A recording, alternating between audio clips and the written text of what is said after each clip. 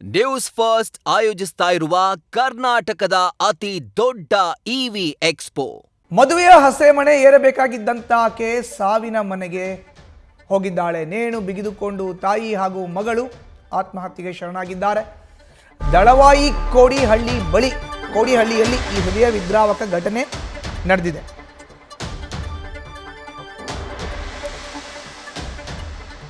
ದಳವಾಯಿ ಕೋಡಿಹಳ್ಳಿಯಲ್ಲಿ ಆಗಿರೋ ಅಂತ ಘಟನೆ ಇದು. ಮದುವೆ ಹಸೆಮಣೆ ಏರಬೇಕಾದಂಥ ಯುವತಿ ಸಾವಿನ ಮನೆ ಸೇರಿದ್ದಾಳೆ. ಹೃದಯ ವಿದ್ರಾವಕ ಘಟನೆ ಮಂಡ್ಯ ಜಿಲ್ಲೆ ಮಳವಳ್ಳಿ ತಾಲೂಕಿನ ದಳವಾಯಿ ಕೋಡಿಹಳ್ಳಿಯಲ್ಲಿ ಆಗಿರೋ ಅಂಥ ಘಟನೆ ಇದು. 46 ವರ್ಷದ ಶಕುಂತಲಾ ದೇವಿ, 19 ವರ್ಷದ ಪ್ರಿಯಾಂಕಾ ಮೃತಪಟ್ಟಿರೋರು.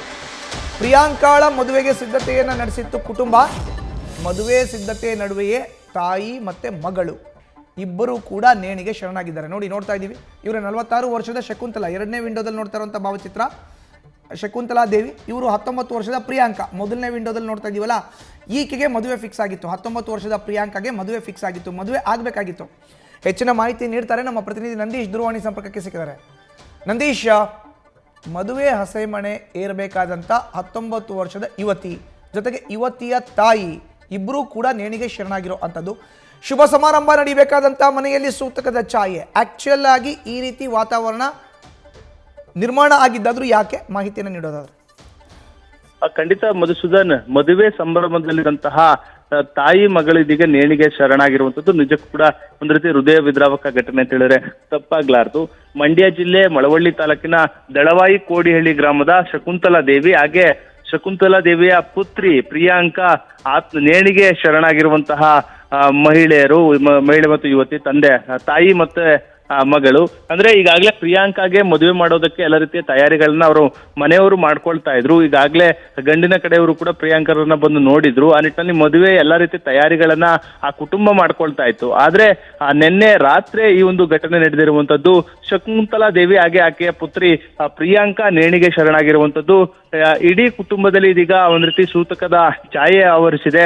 ಅಂದ್ರೆ ಈ ಒಂದು ಆತ್ಮಹತ್ಯೆಗೆ ಕಾರಣ ಎನ್ನುವುದು ಇದುವರೆಗೂ ಕೂಡ ತಿಳಿದು ಬಂದಿಲ್ಲ. ಅಂದ್ರೆ ಒಂದಷ್ಟು ಜನ ಕಿರುಕುಳವನ್ನ ಕೊಡ್ತಾ ಇದ್ರು. ಆ ನಿಟ್ಟಿನಲ್ಲಿ ತಾಯಿ ಮಗಳು ಆತ್ಮಹತ್ಯೆಗೆ ಶರಣಾಗಿದ್ದಾರೆ ಎಂಬ ಮಾತುಗಳು ಕೂಡ ಕೇಳಿ ಬರ್ತಾ ಇರುವಂತದ್ದು. ಆದ್ರೆ ಹಲಗೂರು ಪೊಲೀಸರು ಇದಕ್ಕೆ ಸಂಬಂಧಪಟ್ಟಂತೆ ಈಗಾಗಲೇ ಪ್ರಕರಣವನ್ನ ದಾಖಲಿಸಿಕೊಂಡು ತನಿಖೆಯನ್ನ ಚುರುಕುಗೊಳಿಸಿರುವಂತದ್ದು. ಅಂದ್ರೆ ಆತ್ಮಹತ್ಯೆಗೆ ನಿಖರವಾದಂತ ಕಾರಣ ಏನು, ಯಾವ ಕಾರಣದಿಂದ ಅವರು ಆತ್ಮಹತ್ಯೆಗೆ ಶರಣಾದ್ರು ಎಂಬುದರ ಬಗ್ಗೆ ಇದೀಗ ತನಿಖೆಯನ್ನ ಚುರುಕುಗೊಳಿಸಿರುವಂತದ್ದು. ಸದ್ಯ ಅವರ ಮೃತದೇಹವನ್ನ ಮಂಡ್ಯದ ಮಿಮ್ಸ್ ಆಸ್ಪತ್ರೆಗೆ ಶವಾಗಾರಕ್ಕೆ ರವಾನಿಸಲಾಗಿದೆ. ಮರಣೋತ್ತರ ಪರೀಕ್ಷೆಯು ಕೂಡ ಒಂದು ಕಡೆ ನಡೀತಾ ಇದೆ, ಮತ್ತೊಂದು ಕಡೆ ಪೊಲೀಸರು ಕೂಡ ವಿಚಾರಣೆಯನ್ನ ನಡೆಸ್ತಾ ಇರುವಂತದ್ದು. ಪೊಲೀಸರ ತನಿಖೆಯಿಂದ ಅವರ ಸಾವಿಗೆ ನಿಖರವಾದಂತಹ ಕಾರಣವೂ ಕೂಡ ತಿಳಿದು ಬರಬೇಕಾಗಿದೆ. ಆದ್ರೆ ಇಡೀ ಗ್ರಾಮದಲ್ಲೇ ಒಂದ್ ರೀತಿ ನೀರವ ಮೌನ ಇದೀಗ ಆವರಿಸಿದೆ ಅಂತ ಹೇಳಿದ್ರೆ ತಪ್ಪಾಗ್ಲಾರ್ದು. ಒಂದ್ ರೀತಿ ಮದುವೆ ಸಂಭ್ರಮದಲ್ಲಿದ್ದಂತಹ ಕುಟುಂಬಕ್ಕೂ ಕೂಡ ಇದೀಗ ದೊಡ್ಡ ಆಘಾತ ಆಗಿರುವಂತದ್ದು. ಮಧುಸೂದನ್, ಧನ್ಯವಾದ ನಂದೀಶ್ ನಿಮ್ಮ ಮಾಹಿತಿಗೆ.